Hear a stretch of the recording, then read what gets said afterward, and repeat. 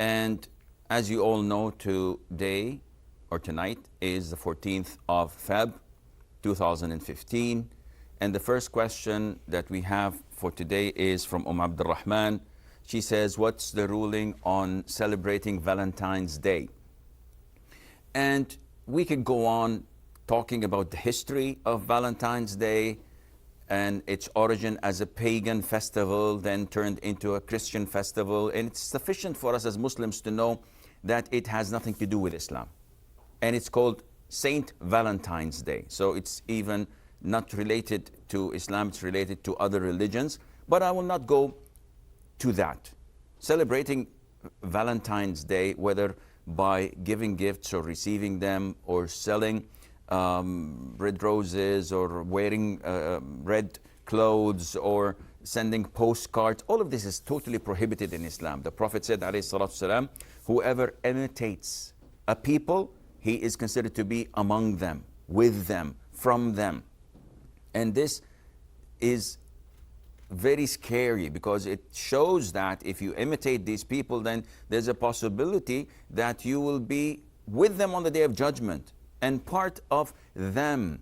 So this is totally prohibited to celebrate by any form or mean. The problem is not here. The problem is that there are two types of people who celebrate Valentine's Day. Those who are living among the kafir, in kafir countries, in non-Muslim countries. And these people, I feel sorry for them because they have what is called as peer pressure. So everyone around them is exchanging cards. And we know that the rate of divorce in these countries booms rocket high on the 14th of February, on Valentine's Day. And this is backed by statistics. They say that the divorce rate increases. Why is that? Because so much infidelity, so much cheating over your spouse, because you feel under the peer pressure that this is the time to express my love to someone I'm not allowed to love. But at the end of the day, you have to express yourself. You have to get out of the closet. You have to do this and that, and then we know what happens. Islam totally opposes that. The second type of people who celebrate Valentine's Day are those who are living among us, among the Muslims, in Muslim countries. And I feel sorry for them as well, because some of them are ignorant. Simply, they give their wives, legitimate love that is, they give their wives or their spouses a gift on that day, commemorating that they have love among themselves, and this is totally prohibited.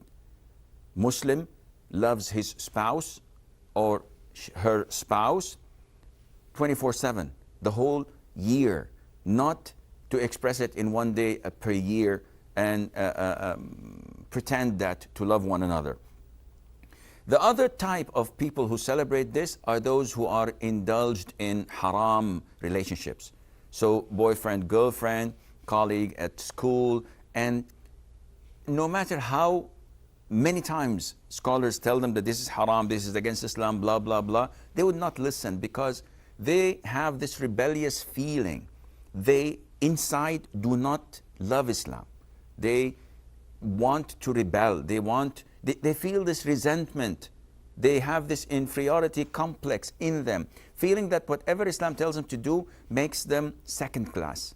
So they want to excel, so they think. So they want to be someone else. And the only way to do this is to celebrate Christmas, New Year's, Halloween. Imagine in Saudi Arabia, in the Arabian countries, some of them celebrate Halloween. You find boys and girls walking down the street with a dog.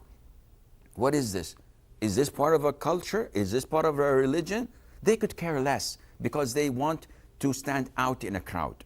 And whoever does this ends up in hell. As the Prophet tells us, not to wear libas al-shuhra, not to look to be famous or identified by a certain way of style that you are following. So Valentine is totally prohibited, and it's not part of Islam, and it's a major sin to celebrate it, and Allah Azza wa Jalla knows best.